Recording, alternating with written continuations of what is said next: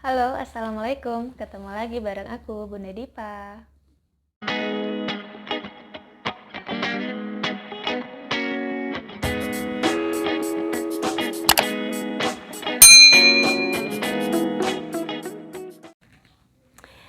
Nah, Bunda, jadi di video kali ini tuh aku pengen ngebahas tentang penyebab bayi yang menangis tiba-tiba dan sampai berjam-jam. Nah, ini dia nih salah satu pelakunya.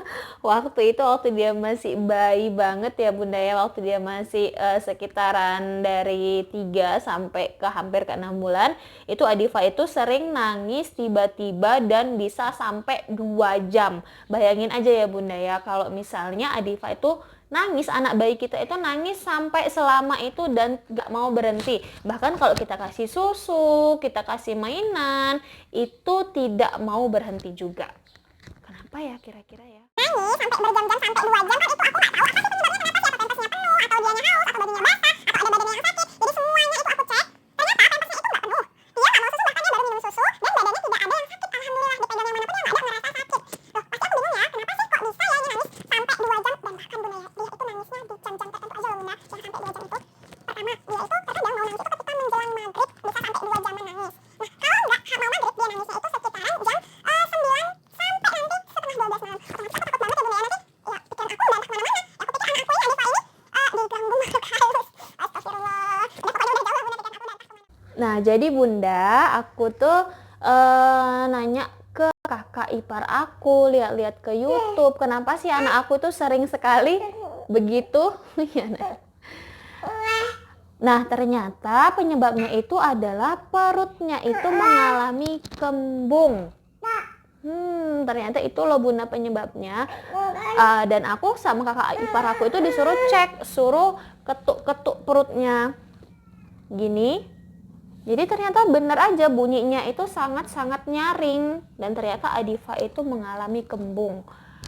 Otomatis aku tanya lah ya, kenapa sih kak kok bisa kembungnya itu cuma di jam-jam tertentu? Nanti itu bukan kembung, nanti memang anak aku itu diganggu makhluk halus. Aku sampai separno itu tahu Bunda.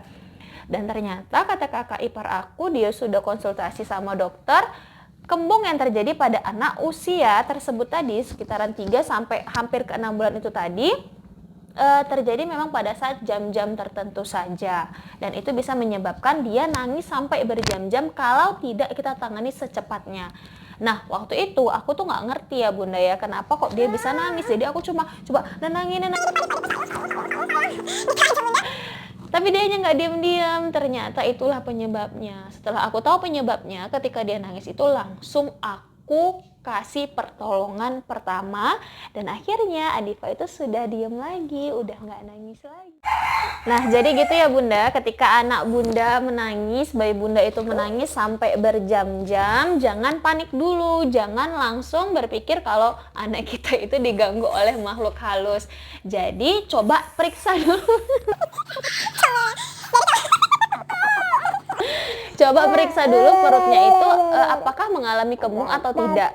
Nah, kalau kembung pada anak itu otomatis anak sangat terganggu, bahkan ketika dia baru tidur atau sedang pulas-pulasnya tidur, ketika anak kembung itu tadi bisa jadi dia itu nanti bisa terbangun dan langsung menangis secara tiba-tiba, bisa sampai lama Bunda kalau misalnya kita nggak kasih pertolongan pertama ke anak. Jadi gitu ya Bunda, silahkan dicek. Nah, jadi Bunda, kalau misalnya anak kita itu sudah mengalami kembung, pertolongan pertama apa sih yang wajib kita buat ke anak? Jadi di sini aku pengen berbagi sedikit pengalaman aku tentang pertolongan pertama yang aku lakukan ke Adifa ketika Adifa itu mengalami kembung.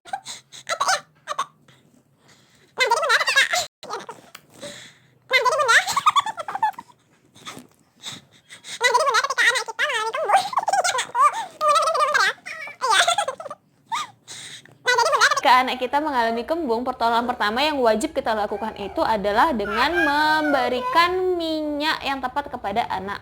Jangan sampai salah minyak ya Bunda, jangan Bunda kasih nanti minyak rambut ke perutnya anak, otomatis nggak bisa ya Bunda ya. Nah, jadi di sini pengalaman aku ketika jangan digoyangi kamera. Pertolongan pertama yang aku berikan ke Adifa ketika Adifa itu mengalami kembung itu adalah dengan memberikan minyak bawang ke Adifa. Nah, Bunda, cara membuat minyak bawang ini gampang banget. Caranya itu adalah dengan cara menyiapkan 3 sendok makan minyak goreng dan 1 siung bawang merah. Nah, tutorialnya, cara pembuatannya itu hampir sama dengan video aku yang sebelumnya, yang menurunkan tips menurunkan panas anak dengan menggunakan bumbu dapur. Boleh dicek ya Bunda ya. Caranya sama, yaitu dengan menggeprek dulu bawang merahnya tersebut, dan setelah digeprek taruh ke dalam satu wadah atau mangkok gitu, lalu tuangkan 3 sendok minyak goreng ke dalam wadah tersebut, lalu aduk. Nah, setelah itu, setelah minyak tersebut selesai, langsung oleskanlah ke perutnya anak kita Bunda, ya, perut anak kita. Nah, setelah itu diusahakan ketika memberikan minyak itu pijat dengan halus perut anak tadi dengan menggunakan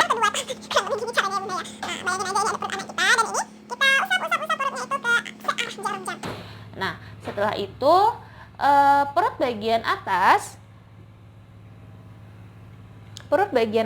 itu kita ketuk-ketuk begini. Aduh, nggak nampak ya Bunda ya. Nah, perut bagian atasnya itu kita ketuk-ketuk gini, mengikuti tulang rusuknya. Diketuk. Nah, itu gunanya apa? Gunanya itu adalah untuk memberikan ruang di dalam perut, atau memberikan ruang pada angin yang ada di dalam perut anak itu supaya gampang keluarnya Bunda. Nah, jadi itulah pertolongan pertama yang aku berikan ke Adifa ketika Adifa itu mengalami kembung. Nah, jadi kira-kira apa sih yang menyebabkan anak kita itu mengalami kembung? Nah, Bunda, ada banyak sekali yang menyebabkan anak kita itu bisa mengalami kembung. Walaupun anak kita itu belum mengkonsumsi makanan. Anak kita itu hanya mengkonsumsi susu, sufor, ataupun ASI. Jadi ada beberapa hal yang harus kita perhatikan agar anak kita itu terhindar dari kembung. Nah, yang pertama, pastikan botol susu atau DOT yang akan digunakan anak kita ketika anak kita itu ingin minum susu. Nah, apabila DOT yang digunakan itu tidak memiliki sirkulasi udara yang bagus atau sirkulasi udara yang baik, maka itu bisa menyebabkan kembung pada anak. Kenapa? Karena ketika anak itu ngedot, ketika sirkulasi udaranya itu dotnya itu tidak bagus, maka ketika anak mulai mengedot akan lebih banyak udara yang masuk ke dalam tubuh anak daripada susunya tadi. Sama ya Bunda ya, sama ya. Udaranya akan banyak masuk berbarengan dengan ketika si anak tadi minum susu tadi. Nah, itu tadi bisa menyebabkan anak mengalami kembung. Yang kedua itu adalah ketika Bunda memberikan ASI kepada anak, perhatikan pelekatan mulut anak itu ketika Bunda memberi ASI.